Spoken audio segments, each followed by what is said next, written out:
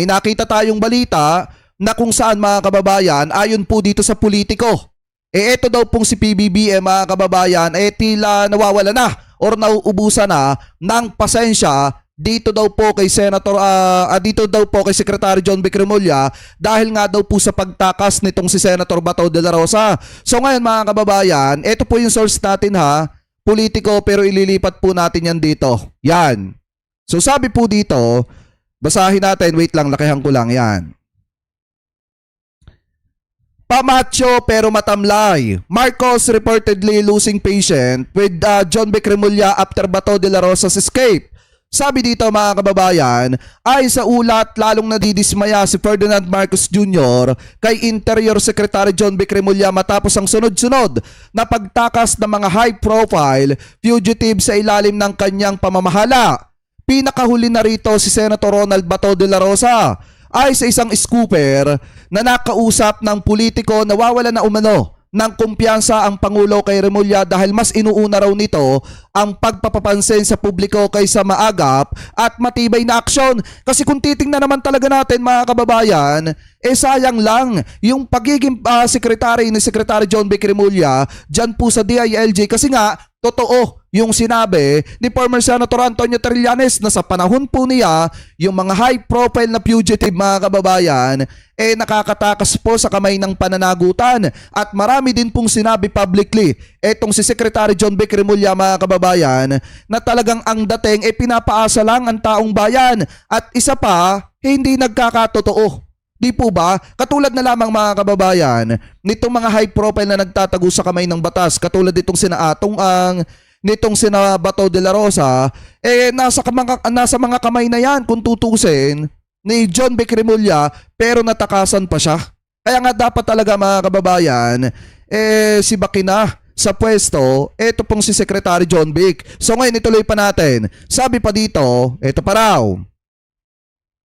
Sinabi ng source na naging kapansin-pansin ang pagkainis ni Marcos noong press conference sa Malacanang noong Mayo 19 tungkol sa pagtakas ni De La Rosa kung saan bigla na lamang umanong nawala si Remulla bago matapos ang briefing.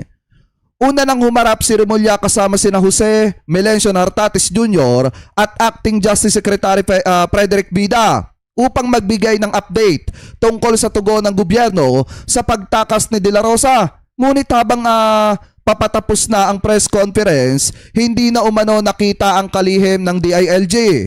Iniutos umano ng presidente na alisin si John Vic dahil hindi tugma ang kanyang mga pahayag sa mensahe ni Nartates ayon sa isang scooper. Ayon pa sa source, matagal na umanong ikinukonsidera ni Marcos na ibalik bilang DILG Secretary si dating kalihim na Benhur Abalos. Ngunit nananatili raw si Remulla sa pwesto dahil sa impluensya ng kanyang kapatid na si Jesus Crispin Remulla. Sabi pa dito mga kababayan, basahin pa natin ha. Ayan. Si Boying umano ang pangunahing dahilan kung bakit nakakapit pa rin si John Vic sa kanyang posisyon sa kabila ng malalaking pagkakamali nito. Dagdag ng source, sinasabing ang pag-aatubili umano ni Remulla sa pagpapatupad ng arrest warrant ng International Criminal Court laban kay De La Rosa ang isa sa mga dahilan ng dramatikong pagtakas ng senador noong Mayo 14. Ilang oras lamang matapos ang putukan sa loob ng Senate Complex na nagdulot ng lockdown sa gusali. Ay sa isang scooper, dapat sana'y agad na kumilo si Remulla matapos tanggihan ng Supreme Court of the Philippines ang hiling ni De La Rosa na Temporary Restraining Order o TRO. Pero hanggang ngayon, wala pa ring matibay na aksyon mga kababayan. Ito pong si John Vic Remulla at hindi nga natin maalaman kung bakit ayaw niyang kumilos para arestuhin etong si Bato de la Rosa at puro papresko na lamang po ang kanyang pinaggagawa. So ngayon ituloy pa natin. Sabi pa dito, ayon sa halip na kumilos, agad matapos ma-deny ang TRO, pumunta pa siya sa Senado habang kasagsagan ng insidente ng putukan noong Mayo 13. Humarap siya sa media habang pilay at hayagang sinabi na hindi siya naroon upang arestuhin. Ito daw pong si De La Rosa ayon sa source. Sabi pa dito, eto pa, yan. Kalaunan lumabas pa mga larawan kung saan makikitang casual na nakikipag-usap si Remulla sa ilang miyembro ng Senate Majority Bloc sa loob ng isang kwarto sa Senado matapos humupa ang tensyon dulot ng insidente. Makalipas ang ilang oras, nakalabas umano si De La Rosa sa Senate premises sa tulong ni Senador Robin Padilla. Bago ang kaso ni De La Rosa, 3 pang high-profile personalities ang nakatakas umano sa ilalim ng pamamahala ni Remulla. Isa rito si dating presidential spokesperson Harry Roque na nahaharap sa reklamong human trafficking. Kaugnay ng umano'y koneksyon nito sa isang Philippine offshore gaming operator or etong Pogo Hub. Umalis si Roque ng bansa noong Setyembre 2024 matapos makontempt dahil sa paulit-ulit nitong hindi pagdalo sa mga pagdinig ng Senado tungkol sa offshore gambling operation na pinaghihinala ang ginagawang front para sa kriminal na aktibidad. Nabinbin pa rito ang umanong kanyang asylum application sa Europe. Sabi pa dito, nananatili ring nagtatago si gambling lord na Charlie Atong Ang na nahaharap sa reklamong murder kaugnay ng pagkawala ng ilang sabungero sa kabila ng 20 milyong reward para sa kanyang pagkakaaresto. Binatikos din si Remulla sa isa pang kontrobersyal na kinasasangkutan ni dating kongresista Saldico, isang pangunahing personalidad sa umano'y flood control scam. Noong Abril, hayagang sinabi ni Remulla na maaari nang ma-deport pabalik sa Pilipinas, ito daw pong si Saldico, sa loob ng 1 hanggang 3 linggo matapos umanong maaresto sa Czech Republic. Ngunit kalaunan, kinumpirma ng Department of Justice na matapos magpadala ng mga opisyal sa Prague, nawala na pala si Saldico sa kustodiya ng Czech authorities mga kababayan. At dahil po dyan sa mga pagkakamali na yan ni Secretary John Vic Remulla, tila naiinis na daw po ang presidente at ipinag-uutos na napalitan na ito pong si Remulla mga kababayan bilang secretary ng DILG kasi nga puro kapalpakan na ang ginagawa at puro papogi na ang ginagawa mga kababayan nito. Sa madaling salita, hindi na nakikita ng taong bayan kung ano pa bang trabaho ang ginagawa nito. Kasi nga, nauubos yung oras niya sa pagpapapogi at pagpapapreskon. Kaya nga ngayon, naiinis na ang presidente at nauubos na ang pasensya dito po kay Secretary John Vic Remulla at gusto na po itong palitan mga kababayan. So ngayon, ituloy pa natin. Kasi bukod dyan mga kababayan sa usapin na yan, kumilos na ito pong ating mga kapulisan at pinasasampahan na po ng kaso ng PNP at CIDG. Ito pong si Senator Robin Padilla mga kababayan ng obstruction of justice dahil sa pagtulong sa pagtakas ni Senator Ronald Bato de la Rosa. So ngayon mga kababayan, kung ang presidente gigil na dito po kay Secretary John Vic Remulla at gusto na po ito mga kababayang palitan, ang PNP naman po at CIDG gigil na pong sampahan or pasampahan ng kaso ito pong si Senator Robin Hood Padilla dahil nga po sa pagtulong kay Bato de la Rosa. So ngayon ituloy po natin. Sasampahan na ng reklamo ng PNP, Criminal Investigation and Detection Group o CIDG, si Senator Robin Padilla at iba pang individual. Dahil umano yan sa obstruction of justice nang tulungan nilang makatakas si Senator Bato de la Rosa. Ama! Ayon kay CIDG Director Robert Morico, lumalabas sa investigasyon na hindi lang basta-basta nakisakay si Bato kay Senator Padilla nang umalis sila sa Senado madaling araw noong May 14. Isa raw yang planadong biyahe na maiwasang matiktikan si De La Rosa at makatakas. Saka mga kababayan, parang ang nangyari nga, nakatulong pa yung pagpunta ni Secretary John Vic Remulla doon po sa Senado para lumakas ang loob ni Senator Bato de la Rosa na makatakas o makawala sa Senate premises. Kasi mga kababayan, kung titingnan po natin, talagang hayagan namang sinabi ni Secretary John Vic Remulla nung nagpunta siya ng Senado na kaya siya nagpunta doon ay hindi talaga para arestuhin etong si Senator Bato de la Rosa kung hindi para protektahan yung mga senator. At yan po ay hindi maganda sa paningin na mga kababayang Pilipino po natin. Kaya nga ako mga kababayan, sa totoo lang, much better siguro na ibalik natin yung mga taong totoong nagtatrabaho. Diba mga kababayan? Kung itong si former secretary ng DILG, Benhur Abalos mga kababayan ay nagampanan at nagawa ng maayos yung kanyang trabaho, bakit hindi rin magawa ni Secretary John Vic Remulla ng maayos yung kanyang trabaho? Kasi kung titingnan talaga po natin mga kababayan, inip na ang taong bayan na makitang managot itong mga high profile na ito sa kamay ng pananagutan.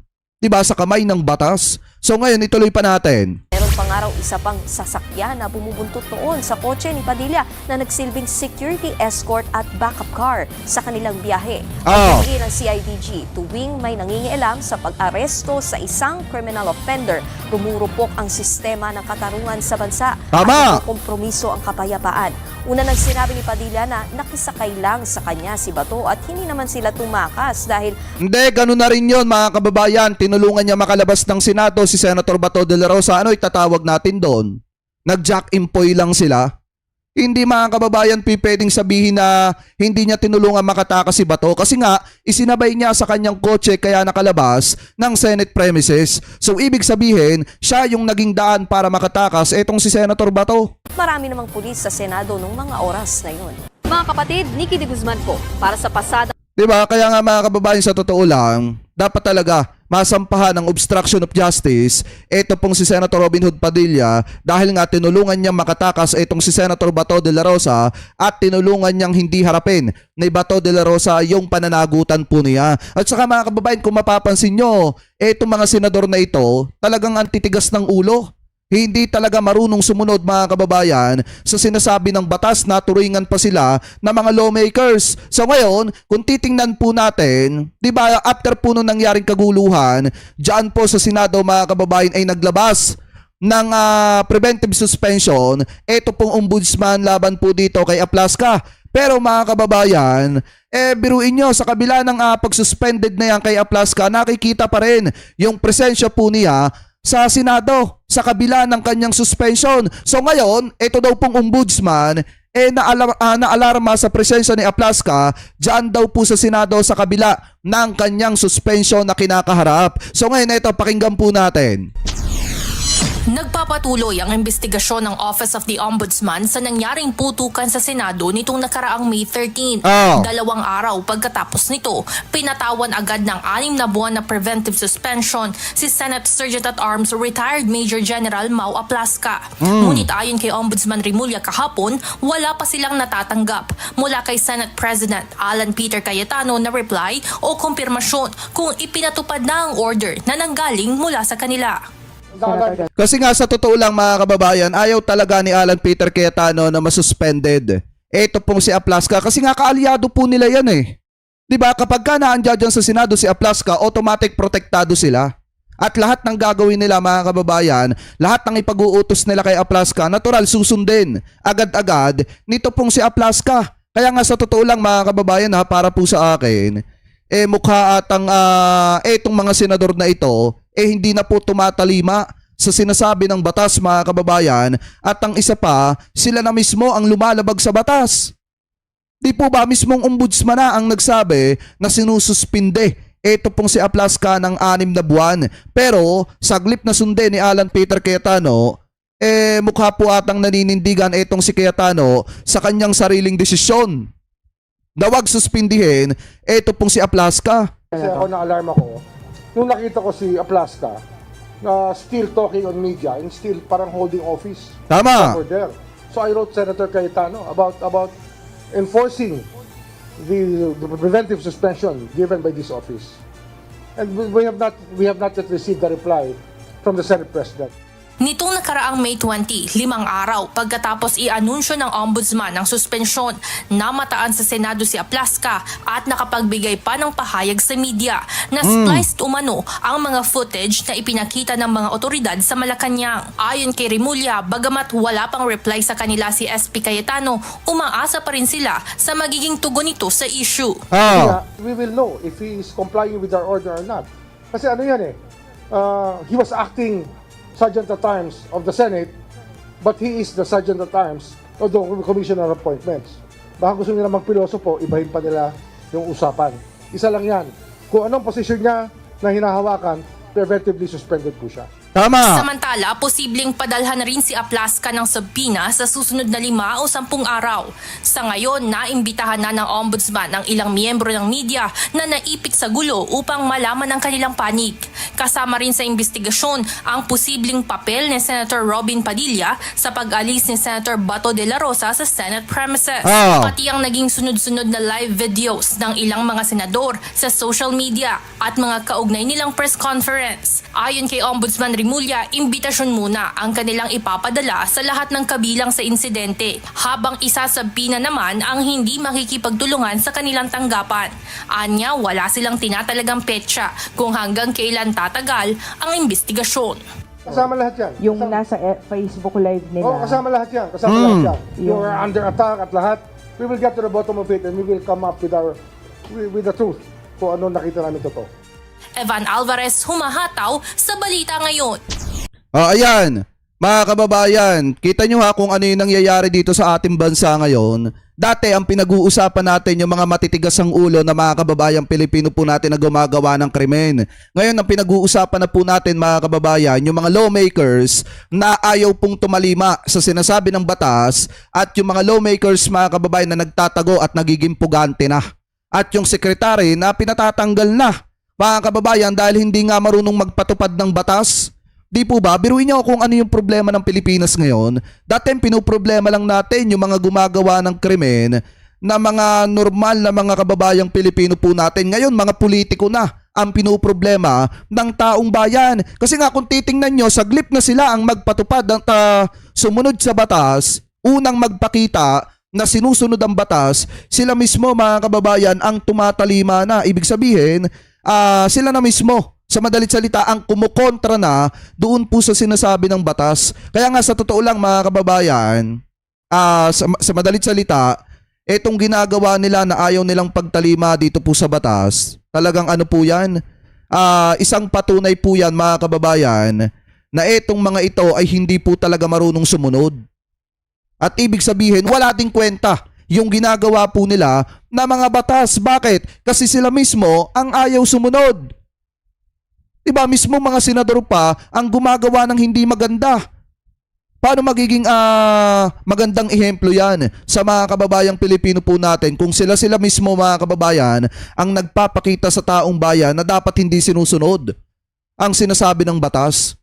Di po ba? Kaya nga kung titingnan po natin, hindi ko rin masisisi ang presidente kung bakit nang gagalaiti sila o siya dito po kay Secretary John Vic Rimulya at parang gusto niya nang tanggalin. Kasi nga hindi naman talaga mga kababayan ginagampanan ng maayos yung kanyang trabaho. At the same time kung makikita po natin pagdating sa mga kaalyado ng mga Duterte tila napakagaan ng pagpapanagot ni Secretary John Vic Rimulya. Kaya nga kung ako kay presidente, dapat tanggalin nyo na po yan.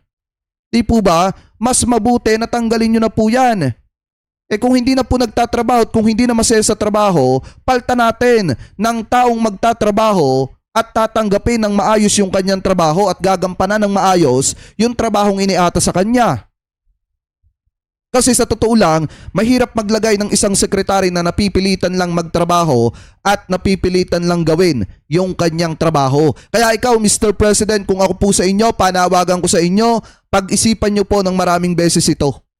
Kasi ang taong bayan umaasa sa proseso, sa proseso at resulta. Ngayon, kung puro proseso lang tapos wala tayong nakikitang resulta, hindi po natin masisisi ang taong bayan kung bakit nag-iisip na sila ng hindi maganda. Ano po? So kayo, mga kababayan, kung kayo po ang tatanungin, ano po ang masasabi ninyo? Hingil po dito sa usapin po na ito. Comment below na lamang po kung ano po ang comment at opinion po ninyo. Hingil po dyan. Pegador, wala kang kawala. Pegador, kayo ay maganda. Pegador, galit sa masama. Pegador, ang sa inyo bebenga. Pegador, wala kang kawala. Pegador, kayo ay maganda. Pegador, galit sa masama. Pegador, ang sa inyo bebenga.